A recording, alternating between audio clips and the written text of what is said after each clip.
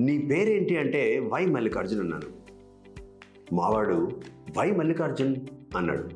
ఎందుకంటే calligraphy why అనే అక్షరంతో ఎండ్ అవుతుంది కాబట్టి, గ్రాఫాలజీ గ్రాఫోథెరపీ కూడా వై అనే అక్షరంతో ఎండ్ అవుతాయి కాబట్టి నా పేరు అక్కడే మొదలవుతుంది, అంటే నా ప్రస్థానం అక్కడే మొదలవుతుంది అని చెప్పాను.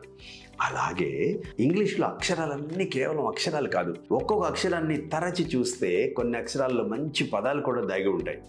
ఒక అక్షరానికి ఎంత వినయమో. ఎస్, ఒక అక్షరంలో ఒక శరీర భాగం ఉంటుంది, ఐ, ఈవైఈ ఐ. ఒక అక్షరాన్ని తినచ్చు, పి, పిఈఏపి బఠానీ గింజ. ఒక అక్షరం ఒక ఇన్సెక్ట్, బి, హనీబీ, బిఈఈబి. ఒక అక్షరం మనం తినే ఉప్పుకి మూలాధారం, సి, ఎస్ఈఏసి.